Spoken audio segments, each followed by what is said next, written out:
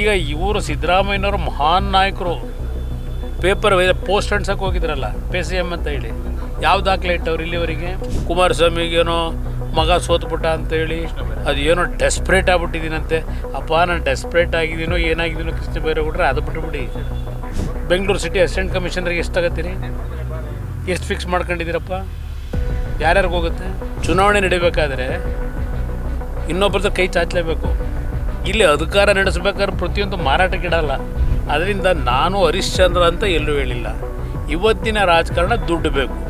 SC ST ಇರಲಿ, ಯಾವುದೇ ವಿದ್ಯಾರ್ಥಿಗಳಿಗಿರಲಿ scholarship ಹೋಗದೇ ಇದ್ದರೆ ಕ್ಯಾಬಿನೆಟಲ್ಲಿ ಕೂತು ಚರ್ಚೆ ಮಾಡ್ತಿರೋ, ಬೇರೆ ಸಪ್ರೇಟು ಊಟಕ್ಕೆ ಸೇರ್ಕೊಂಡು ಡಿನ್ನರ್ನಲ್ಲಿ ಚರ್ಚೆ ಮಾಡ್ತಿರೋ? ವೈಕುಂಠ ಏಕಾದಶಿಯ ಅತ್ಯಂತ ಪವಿತ್ರವಾದಂಥ ದಿನ. ಆ ವಿಷ್ಣು ದೇಶ ಆಳರಿಗೆ, ರಾಜ್ಯ ಆಳರಿಗೆ ಎಲ್ರಿಗೂ ಸದ್ಬುದ್ಧಿ ಕೊಟ್ಟು ಜನತೆಯ ಸಮಸ್ಯೆಗಳಿಗೆ ಒಳ್ಳೆ ಕೆಲಸ ಮಾಡ್ತಕ್ಕಂಥ ಒಂದು ವಾತಾವರಣ ನಿರ್ಮಾಣ ಮಾಡಲಿ ವಿಷ್ಣು ಅಂತಕ್ಕಂಥದ್ದನ್ನು ವಿಷ್ಣುಗೆ ಪ್ರಾರ್ಥನೆ ಮಾಡ್ತಾರೆ. ನೋಡಿ, ಎಲ್ಲರೂ ದೇವರೇ ಕಾಪಾಡಬೇಕು. ಅಧಿಕಾರ ಬೇಕು ಅಂತೇಳಿ ಅಲ್ಲೆಲ್ಲೋ ಶತ್ರುನಾಶಕ್ಕೆ ಹೋಗೋದು, ಅದು ದೇವ್ರು ಕೇಳೋದು, ಅಧಿಕಾರ ಕೊಡಪ್ಪ ನನ್ನ ಶತ್ರುಗಳು ನಾಶ ಆಗಲಿ ಅಂತ. ಇನ್ನು ಇವತ್ತು ಜನ, ಲಕ್ಷಾಂತರ ಜನ ವೈಕುಂಠ ಏಕಾದಶಿನಲ್ಲಿ ಇವತ್ತು ವೈಕುಂಠದ ಬಾಗಿಲು ತೆಗಿತಾರೆ ಅಂತ ಹೇಳಿ ಒಂದು ಪ್ರತೀತಿ ಇದೆ. ಆ ದೇವ್ರಿಗೆ ಪ್ರಾರ್ಥನೆ ಮಾಡಿ ಒಳ್ಳೆ ನಮಗೆ ದಿನಗಳು ಕೊಡುವಂತಕ್ಕಂಥದ್ದು ಅಷ್ಟೇ ಅಲ್ಲ, ನಮಗೆ ಮುಂದಿನ ದಿನಗಳಲ್ಲಿ ಒಂದು ಒಳ್ಳೆಯ ಮುಕ್ತಿ ಕೊಡಪ್ಪ ಅಂತ ಕೇಳ್ತಾರೆ. 60% ಆರೋಪ ಮಾಡಿದ್ದಕ್ಕೆ ಪದೇ ಪದೇ ಕುಮಾರಸ್ವಾಮಿ ದಾಖಲಾತಿ ಕೊಡಲಿ ಅನ್ನೋ ಇವತ್ತು ಏನಾಗಿದೆ, ಇವತ್ತು ಅವ್ರು ಯಾರೋ ನಿಮ್ಮ ಹಂಗಾಮಿ ಅಧ್ಯಕ್ಷರು ಹೇಳಿಕೆ ಕೊಟ್ಟವರಲ್ಲ, ಅದಕ್ಕಿಂತ ಬೇಕಾ?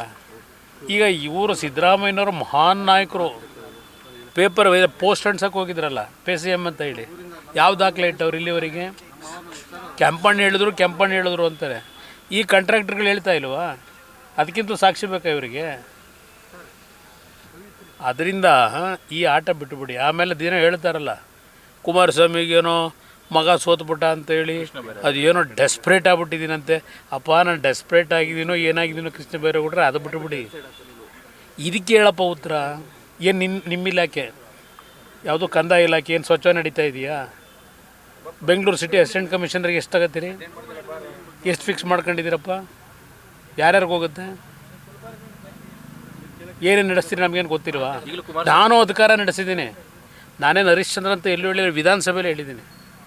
ಚುನಾವಣೆ ನಡಿಬೇಕಾದ್ರೆ ಇನ್ನೊಬ್ಬರದ ಕೈ ಚಾಚಲೇಬೇಕು.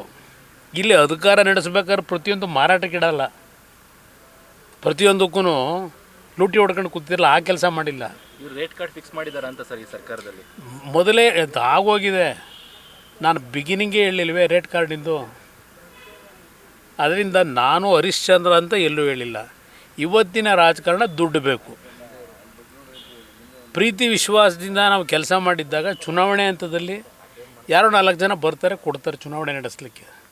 ಹಾಗಂತೇಳಿ ಅಧಿಕಾರ ಇಟ್ಕೊಂಡು ಪ್ರತಿದಿನ ನಾವು ನಮ್ಮ ಸಹಿನ ಮಾರಾಟಕ್ಕೆ ಇಡೋಕ್ಕಾಗತ್ತಾ?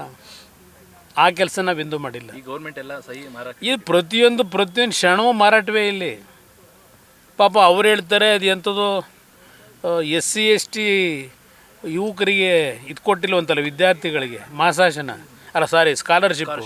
ಅದಕ್ಕೆ ಅದೆಂಥದ್ದು ಡಿನ್ನರ್ ಪಾರ್ಟಿ ಮಾಡಿ ಚರ್ಚೆ ಮಾಡ್ತಾರಂತೆ. ಕ್ಯಾಬಿನೆಟ್ ಇರೋದು ಯಾಕೆ? SC ST ಇರಲಿ, ಯಾವುದೇ ವಿದ್ಯಾರ್ಥಿಗಳಿಗಿರಲಿ ಸ್ಕಾಲರ್ಶಿಪ್ ಹೋಗದೇ ಇದ್ದರೆ ಕ್ಯಾಬಿನೆಟಲ್ಲಿ ಕೂತು ಚರ್ಚೆ ಮಾಡ್ತಿರೋ, ಬೇರೆ ಸಪ್ರೇಟು ಊಟಕ್ಕೆ ಸೇರ್ಕೊಂಡು ಡಿನ್ನರ್ನಲ್ಲಿ ಚರ್ಚೆ ಮಾಡ್ತಿರೋ?